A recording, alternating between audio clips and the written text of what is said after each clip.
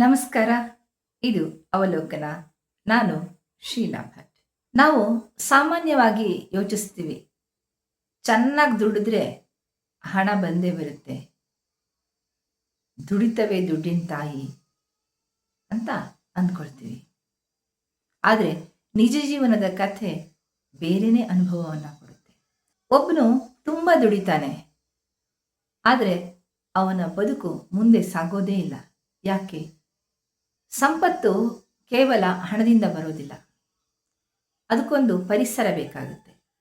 ಆ ಪರಿಸರದಲ್ಲಿ ಪರಸ್ಪರ ಸಹಕಾರ, ಜವಾಬ್ದಾರಿ, ಅರಿವು ಇರಬೇಕಾಗುತ್ತೆ.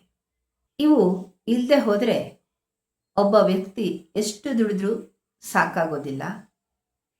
ಹೇಗೋ ಬದುಕನ್ನು ಸಾಗಿಸ್ತಾರೆ, ಆದರೆ ದುಡಿಮೆ ಸಂಪತ್ತಿನೆಡೆಗೆ ಕರೆದೊಯ್ಯೋದಿಲ್ಲ. ಅದೊಂದು ಮನೆ. ಹೆಚ್ಚು ಓದಿಲ್ಲದ ಅಪ್ಪ ಅಮ್ಮ, ಅವರಿಗೊಬ್ಬ ಪುಟ್ಟ ಮಗಳು, ಅವಳ ಹಿಂದೆ ಒಬ್ಬ ತಂಗಿ, ಒಬ್ಬ ತಮ್ಮ. ಅವಳು 12ನೇ ವರ್ಷ ವಯಸ್ಸಿನಿಂದಲೇ ತನ್ನ ಮನೆಯ ಜವಾಬ್ದಾರಿಗಳಿಗೆ ಹೆಗಲು ಕೊಡೋದಕ್ಕೆ ಶುರು ಮಾಡ್ತಾಳೆ. 15 ಚಿಲ್ಲರೆ ವಯಸ್ಸಿಗೆ ಬೆಂಗಳೂರಿಗೆ ಬಂದು ಓದಿ ನಂತರ ದುಡಿಯೋದಕ್ಕೂ ಶುರು ಮಾಡ್ತಾಳೆ. ಕೆಲಸ ಮಾಡ್ತಾ ಓದು ಮುಂದುವರಿಸ್ತಾ ದುಡಿದ ಹಣದಲ್ಲಿ ತನಗೆ ಎಷ್ಟು ಸಾಧ್ಯವೋ ಅಷ್ಟು ಕಡಿಮೆ ಬಳಸ್ಕೊಂಡು ಉಳಿದಿದ್ದನ್ನು ಊರಿಗೆ ಕಳಿಸ್ತಾ ದುಡಿತಾ ಇರ್ತಾಳೆ, ಬದುಕನ್ನು ಸಾಗಿಸ್ತಾ ಇರ್ತಾಳೆ. ಅವಳ ಜೀವನದಲ್ಲಿ ತನ್ನ ಊಟ, ಬಟ್ಟೆ, ವಸತಿ, ಆರೋಗ್ಯ, ಸಾರಿಗೆ ಎಲ್ಲವನ್ನು ಅವಳೇ ನೋಡ್ಕೋಬೇಕು.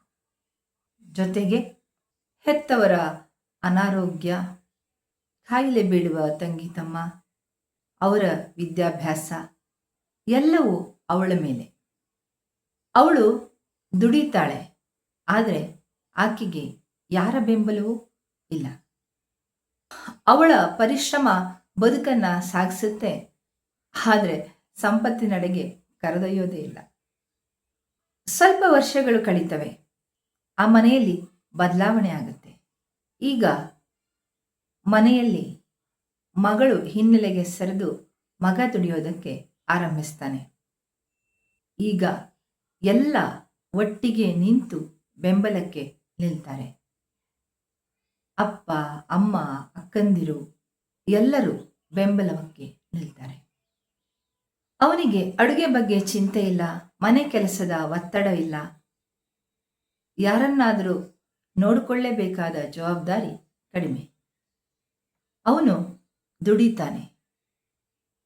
ಈ ಬಾರಿ ಹೆಚ್ಚು ಹಣ ಮನೆಗೆ ಬರುತ್ತೆ, ಜೊತೆಗೆ ಎಲ್ಲರ ಬೆಂಬಲ ಇರುತ್ತೆ. ಕೆಲವೇ ವರ್ಷಗಳಲ್ಲಿ ಸಾಲಗಳನ್ನು ತೀರಿಸಿ ಮನೆ ಖರೀದಿಸ್ತಾರೆ, ಬಂಗಾರವನ್ನು ಕೊಂಡ್ಕೊಳ್ತಾರೆ. ಬದುಕು ಸಾಗಿಸುವಿಕೆಯಿಂದ ಸಂಪತ್ತಿನೆಡೆಗೆ ನಡೆಯುತ್ತೆ. ಇನ್ನೊಂದು ಮನೆ. ಅಲ್ಲಿ ಒಬ್ಬ ತುಂಬ ದುಡಿತಾನೆ, ಲಕ್ಷಗಟ್ಟಲೆ ದುಡಿತಾನೆ, ಆದರೆ ಅವನ ಸುತ್ತಲೂ ಮಾನಸಿಕ ಬೆಂಬಲದ ಸಂಪೂರ್ಣ ಕೊರತೆ ಇರುತ್ತೆ. ಮನೆಯ ಪರಿಸ್ಥಿತಿ ಅಸಂಘಟಿತವಾಗಿರುತ್ತೆ. ಆರೋಗ್ಯದ ಕಡೆ ನಿರ್ಲಕ್ಷ್ಯ ಇರುತ್ತೆ, ಅಜಾಗರೂಕ ಖರ್ಚುಗಳಿರ್ತವೆ. ಅವನ ಪರಿಶ್ರಮ ಇಲ್ಲಿ ಕೂಡ ಕರಗುತ್ತೆ. ಆತನ ಹಗಲಿರುಳು ದುಡಿಮೆ ಒಬ್ಬನ ಮೇಲೆ ಅತಿ ಭಾರವನ್ನು ಸೃಷ್ಟಿಸುತ್ತಾ ಅವನು ಒಬ್ಬನೇ ಹೋಗ್ತಿರುವಂಥ ಬದುಕಿನಲ್ಲಿ ಸಂಪತ್ತು ಕೂಡಿ ಬರೋದಿಲ್ಲ. ಅವನ ಪರಿಶ್ರಮ ಇಲ್ಲಿ ಕರಗಿ ಹೋಗುತ್ತೆ. ಸಹಾಯವಿಲ್ಲದ ಬದುಕಿನಲ್ಲಿ ಒಬ್ಬ ವ್ಯಕ್ತಿ ದೇಹದಿಂದ ಮಾತ್ರ ಅಲ್ಲ, ಮನಸ್ಸಿಂದನೂ ದುಡಿತಾನೆ. ಇದರಿಂದಾಗಿ ಆತನ ದೇಹದ ಆರೋಗ್ಯ ಮಾತ್ರ ಅಲ್ಲ, ಮಾನಸಿಕ ಆರೋಗ್ಯನೂ ಜರ್ಜರಿತ ಆಗುತ್ತೆ. ಅಲ್ಲಿ ನಿಧಾನವಾಗಿ 2 ಸಂಗತಿಗಳು ಬೆಳೀತವೆ. ಒಂದು ಭಯ, ಇನ್ನೊಂದು ಅತಿಯಾದ ನಿರೀಕ್ಷೆ.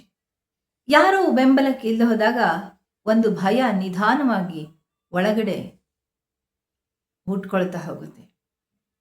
ನನ್ನ ನಿರ್ಧಾರಗಳು ತಪ್ಪಾಗಿದ್ರೆ, ನಾನು ಮಾಡಿದ್ದು ಸರಿಯಾ ನಾನು ಮಾಡಿದ ತಪ್ಪಾ? ನಾನು ಮಾಡ್ತಾ ಇರೋದು ಸರಿನಾ?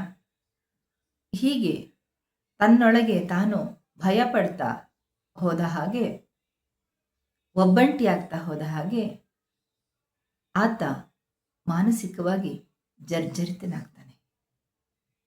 ಮಾನಸಿಕ ಶಕ್ತಿ ಕುಸಿಯತೊಡಗುತ್ತೆ. ಒಬ್ಬನೇ ಹೊತ್ಕೊಂಡು ಹೋಗ್ತಾ ಇರುವಂತಹ ವ್ಯಕ್ತಿಗೆ ಒಂದು ಹಂಬಲ ಉಂಟಾಗುತ್ತೆ. ಯಾರಾದರೂ ನನ್ನನ್ನು ಅರ್ಥ ಮಾಡಿಕೊಳ್ಳಿ, ಯಾರಾದರೂ ಬೆಂಬಲವಾಗಿ ನಿಲ್ಲಲಿ ಅನ್ನುವ ನಿರೀಕ್ಷೆ ಉಂಟಾಗುತ್ತೆ. ಅದು ಆಗದಾಗ ಅತಿಯಾದ ನೋವು ಉಂಟಾಗುತ್ತೆ. ಸಹಾಯವಿಲ್ಲದ ಬದುಕು ದೈಹಿಕವಾಗಿ ಮಾತ್ರ ಅಲ್ಲ, ಮಾನಸಿಕವಾಗಿ ಕೂಡ ಬಳಲಿಸುತ್ತೆ. ಒಬ್ಬನು ದುಡಿತಾ ಇದ್ರೆ ಮಾತ್ರ ಸಾಕಾಗೋದಿಲ್ಲ. ಆತನ ಸುತ್ತಲೂ ಇರುವ ಪರಿಸರ, ಆ ಪರಿಸರದಲ್ಲಿ ಬದುಕ್ತಾ ಇರುವಂತಹ ಜನರು ಬೆಂಬಲ ಕೊಡಬೇಕಾಗತ್ತೆ. ನಾವು ಸಾಮಾನ್ಯವಾಗಿ ಹೇಳ್ತೀವಿ, ಅವನು ದುಡಿಲಿಲ್ಲ, ಅವಳು ಸಾಧಿಸಲಿಲ್ಲ.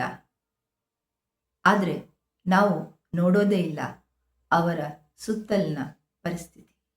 ಕೊನೆಗೆ ಅರಿವಾಗೋದಿಷ್ಟೆ, ಒಬ್ಬನು ತನ್ನಷ್ಟಕ್ಕೆ ತನ್ನ ಬದುಕನ್ನು ಹೊತ್ಕೊಂಡು ಹೋಗ್ಬೋದು. ಆದರೆ ಬೆಳೆಯೋದಕ್ಕೆ ಅವನಿಗೆ ಒಂದು ಪರಿಸರ ಬೇಕು, ಬೆಂಬಲ ಬೇಕು. ಅದಿಲ್ಲದೆ ಹೋದರೆ ಅವನ ಪರಿಶ್ರಮ ಬದುಕನ್ನು ಸಾಗಿಸುತ್ತೆ, ಸಂಪತ್ತಿನೆಡೆಗೆ ಕರ್ಕೊಂಡು ಹೋಗೋದಿಲ್ಲ. ಈಗ ನಾವು ಪ್ರಶ್ನೆ ಮಾಡ್ಕೋಬೇಕಾಗಿರೋದು, ನಮ್ಮ ಮನೆಗಳಲ್ಲೇ ನಾವು ದುಡಿಯುವವರನ್ನು ಬೆಂಬಲಿಸ್ತಾ ಇದ್ದೀವಾ? ಅವರ ಭುಜಕ್ಕೆ ಭುಜವಾಗಿ ನಿಂತಿದ್ದೀವಾ? ಅಥವಾ ತಿಳಿದೆಲೆ ಒಬ್ಬರ ಭಾರವಾಗಿದ್ದೀವಾ? ಇದು ಅವಲೋಕನ. ಹೌದು ಅನಿಸಿದ್ರೆ, ಇಷ್ಟ ಆಗಿದ್ರೆ ಮುಂದಿನ ಸಂಚಿಕೆಯಲ್ಲೂ ಜೊತೆಯಾಗಿರಿ. ಸಿಗ್ತೀನಿ. ನಮಸ್ಕಾರ.